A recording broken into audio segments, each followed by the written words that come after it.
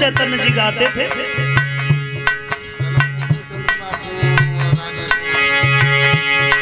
और इसी आला को संजो बघेल गाएं तो वो कैसे गाएंगी?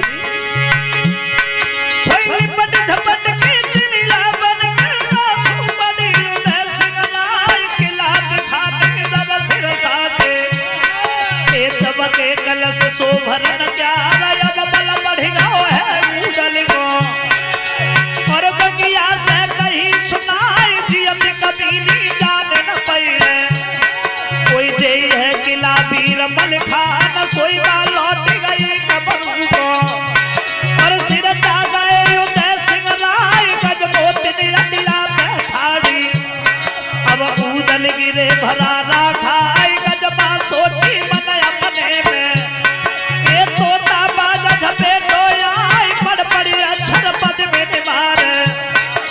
और सुवना से कहीं सुनाई जन्म से अगर हो जो तोता तो तोता की रहो नहार मानुष से जो सुआ बनाए तो तुम मानुष हो तैयार सूर संहारे गजबो दिन में ए उदल तुरंत भय तैयार खाड़े से उदल पाइन गिर गए अब भावज पैना पड़े तुम्हारे लाखन राना के गोने में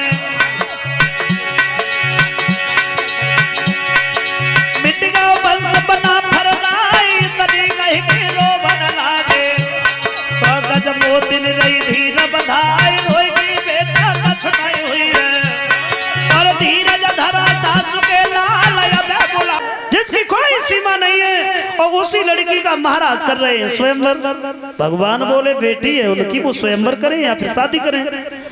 मतलब क्या है तुम्हें? बोले मतलब है मतलब ये है उस लड़की से हम शादी करेंगे। भगवान बोले पागल हो गए हो नारद, बुद्धि ठिकाने पर नहीं है। थोड़े समय पहले मिले थे, ये कहा कि मेरे समान दुनिया में कोई महत्व नहीं है, हम बाल ब्रह्मचारी हैं, पर ये लड़की से शादी के विचार तुम्हारे मन में कैसे आए? जवाब दिया प्रभु वो पुरानी सब बातें छोड़ो, अब शादी करेंगे और शादी करेंगे तो उसी लड़की से करेंगे। उस लड़की से शादी नहीं हुई तो नारद तो गए, मतलब हम जिएंगे नहीं। जवाब दिया नारद कोई बात नहीं है, तो फिर हमें ये बताओ कि करना क्या है? जवाब दिया आप हमें इतना सुंदर बना दो जो भी मेरी तरफ देखे बस देखता ही रह जाए। कोई बात नहीं। हरि रूप मांग लिया भगवान से, और हरि तो बंदर को भी कहते हैं, हरि भगवान को भी कहते हैं। शरीर इतना सुंदर बना दिया लेकिन चेहरा वो बंदर का बना दिया। आहा, नारद शरीर देखे बड़े खुश चटके जाओ, अब हमारे समान कोई और भी सुंदर है। अब तो हम जैसे उस रंगभूमि में जाएंगे, लड़की देखेगी परमाला लेके दौड़ेगी, लोग पकड़ेंगे फिर भी नहीं मानेंगे, और भाग्य नारद की गर्दन में बरमाला पहनाएगी, नारद शादी करेंगे, धीरे से निकल आएंगे। मतलब क्या किसी से? हाँ, अब नारद आगे बढ़े, मन में सोचते जा रहे हैं, बड़े विचार हैं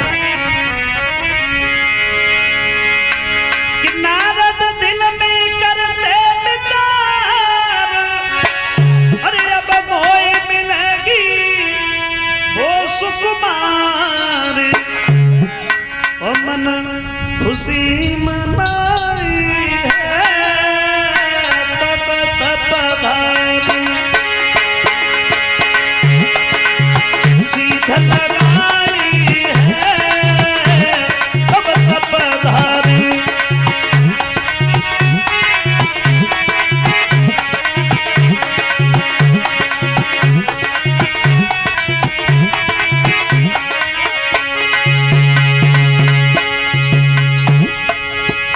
सोच रहे हैं नारद, रस्ते में जाते नारद अपने दिल में बहर साते, कभी धीरे से बढ़ते आगे, कभी पैर जल्दी बढ़ाते, अब धीरे से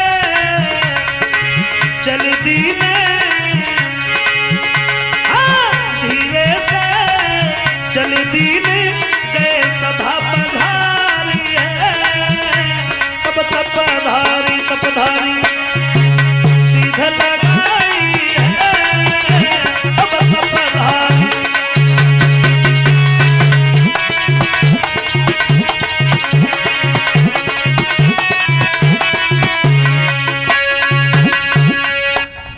तो नारद वहां से बड़े आगे मन में बड़े खुश हैं, लेकिन भोले बाबा के दो गढ़ रहे हैं।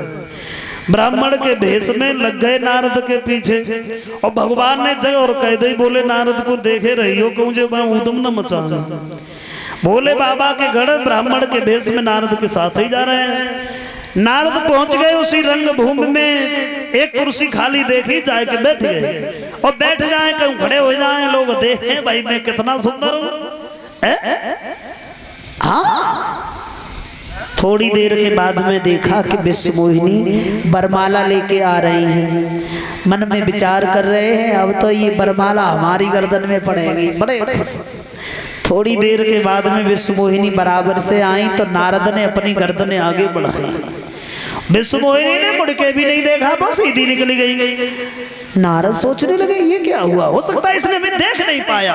फिर वहां से उठे और जाके फिर नारद दूसरी जगह बैठ गए, और विश्व मोहिनी घूमती वही फिर बराबर से आई तो फिर यूं नारद ने गर्दन आगे बढ़ाई, लेकिन विश्व मोहिनी ने फिर नहीं देखा, आगे बढ़ी। क्या देखा है कि एक राजा का स्वरूप बनाए हुए भगवान बैठे हैं। भगवान बैठे हैं, राजा का स्वरूप बनाए, तो जाते ही जाते विश्व मोहिनी ने भगवान के गले में ही बरमाला पहनाई, और जैसे ही नारद ने देखा क्रोध आ गया, आवाज लगाई पागल है ये लड़की।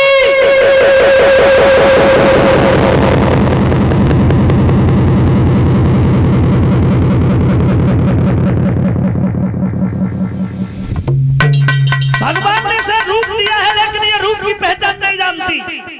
हमें देखो, हमारी सुंदरता देखो, और इस लड़की से ये कहो ये बरमाला हमारी गर्दन में पड़नी चाहिए, क्योंकि इस लड़की से शादी केवल हम करेंगे। हाँ?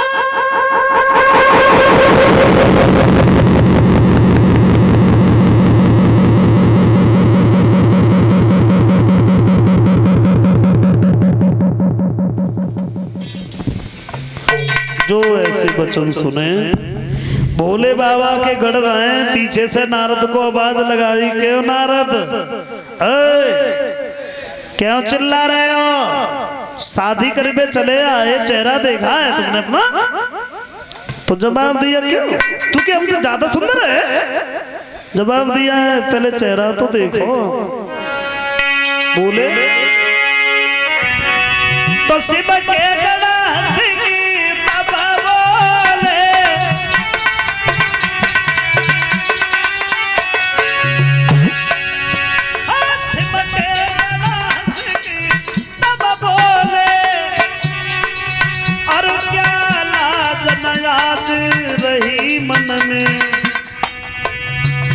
मुनिराज अपने चेहरा को, ओ मुनिराज अपने चेहरा को, ऋषिराज देखिए दर्पण में मुनिराज अपने चेहरा को।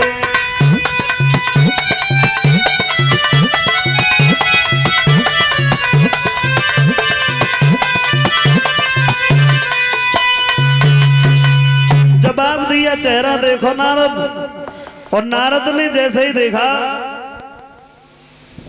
कलश वाली कन्या खड़ी हो जाओ, तो फिर वहां से भागे। ठहरे हुए जल में चेहरा देखा, बंदर जैसा स्वरूप देख के नारद को बड़ा क्रोध आया, धोखा किया मेरे साथ में नारायण ने, बड़ी चूक की है, हमारे साथ में धोखा करके कोई बात नहीं, भले घर बेना दिया है नारायण तुमने, अब हम तुम्हें छोड़ेंगे नहीं, तुम्हें श्राप देंगे।